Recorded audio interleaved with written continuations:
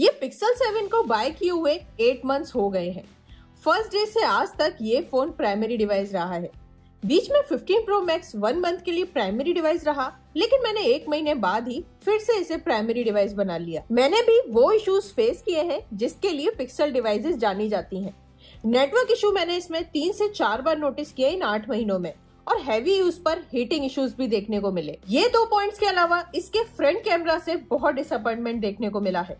मैंने इसे 44,000 पे बाय किया था और दिसंबर में ये फोन 36,000 तक की प्राइस पर सेल हुआ है। देखो, नेटवर्क इशू ये था कि जैसे ये नेटवर्क स्विच करता है 4G से 5G या फिर 5G से 4G, तब मुझे इसमें नेटवर्क इशू नोटिस हुआ। और ये नेटवर्क इशू था तो कॉल भी डिस्कनेक्ट हुआ था और इंटरनेट स्पीड भी नहीं थी।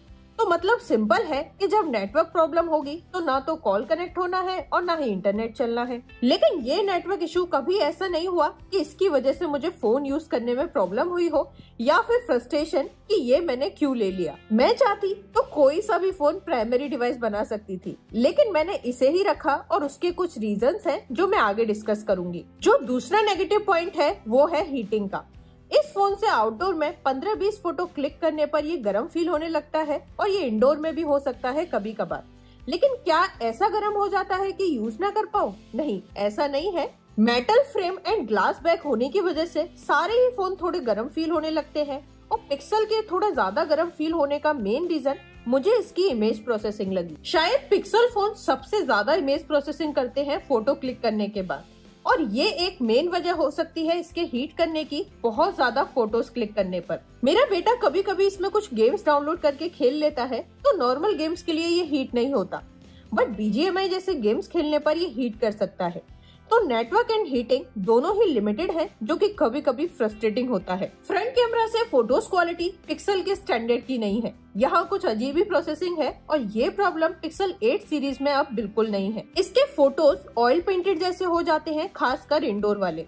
आउटडोर में तो भी ठीक रहते हैं। ये तीनों इश्यूज में से मेरे लिए फ्रंट कैमरा का इशू सबसे ज्यादा फ्रस्ट्रेटिंग होता है। अब वो पॉइंट जिसकी वजह से मैंने ये फोन अभी तक चेंज नहीं किया, कई बार सोचने के बाद भी। जब पिक्सल 8 बाय किया तब मैंने इसे बेचने की सोचा, और अब जब ये S24 बाय किया है तब इसे चेंज करने का मन किया, लेकिन मैंने इसे अभी तक चेंज नहीं किया। सबसे बड़ा रीजन इसका सॉफ्टवेयर एकदम क्लीन एंड सिंपल OS है और बहुत स्मूथ है। यहाँ कोई थर्ड पार्टी एप्स नहीं, सारे ही गूगल के एप्स आते हैं जो कि बहुत ही ज्यादा ऑप्टिमाइज्ड हैं। सैमसंग के साथ प्रॉब्लम है कि इसके अपने अलग एप्स हैं, लेकिन मैं सैमसंग में भी गूगल डायलर, मैसेज ऐप और फोटो ऐप यूज करती हूँ। अपडेट भी यहाँ टाइमली मिलते हैं, लेकिन इसे अपडेट करना बहुत टाइम कंज्यूमिंग है। एक बार अपडेट डाउनलोड कर लो तो ऐसा लगता है 4 से 6 दिन लग जाएंगे अपडेट होने में। इससे अच्छी UI कोई नहीं है। कस्टमाइजेशन के भी बहुत सारे ऑप्शंस मिल जाते हैं यहाँ। दूसरा बड़ा रीजन इस फोन को यूज करने का है इसकी बिल्ड क्वालिटी एंड डिजाइन। बहुत ही सॉलिड फील होता है ये phone. Best class aluminium frame है और मैट फिनिश में ये बहुत प्रीमियम लगता है। कॉर्निंग ग्लास विक्टर्स यूज किया गया है फ्रंट एंड बैक में। वैसे ये फोन मुझे हमेशा कवर में रखना पड़ता है, क्योंकि मेरी बेटी इसे कई बार फेंक देती है हाथ लगते ही। कम से कम 10 से 15 बार तक तो अब तक इसे फेंका जा चुका है, और हर बार लगता है कि इस बार तो पक्का ही टूट गया होगा, बट अभी तक इस पे एक सिंगल स्क्रैच भी नहीं है। डिजाइन तो इस फोन की बेस्ट है, अलग लुक है और प्रीमियम लेवल का। हर कोई देखकर इसे अप्रिशिएट करता है। ये पिक्सल 8 Pro या S24 Ultra जैसा बिग फोन नहीं है, तो कवर के साथ भी बहुत ज्यादा हैवी फील नहीं होता, और ना ही इसे कैरी करने में कोई इशू होता।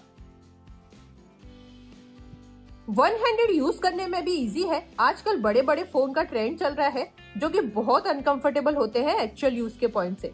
इसके बटन की क्वालिटी भी टॉप क्लास है। डिस्प्ले 90 हर्ट्ज की रिफ्रेश रेट के साथ बहुत स्मूथ है। मुझे कभी ऐसा फील नहीं हुआ कि ये 90 हर्ट्ज है। इसके सॉफ्टवेयर की वजह से ये हमेशा 120 हर्ट्ज जैसा ही फील हुआ। डिस्प्ले की क्वालिटी भी बहुत अच्छी है। सैमसंग के कंपैरिजन में शायद उतनी अच्छी ना हो, लेकिन अच्छी है। HDR क्वालिटी अच्छी है और गूगल कोई फेक मार्केटिंग भी नहीं करता, जो है वही बोलता है। स्पीकर क्वालिटी भी टॉप क्लास है।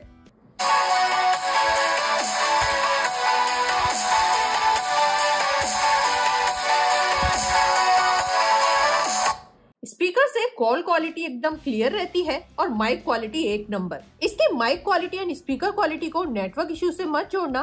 नेटवर्क की वजह से साउंड का इशू हो सकता है, लेकिन इसकी हार्डवेयर क्वालिटी बेस्ट है। मैं फोन पर बहुत टाइपिंग करती हूँ, अपनी स्क्रिप्ट लिखने के लिए भी फोन ही यूज करती हूँ, तो इसके हैप्टिक्स का कोई कंपटीशन नहीं।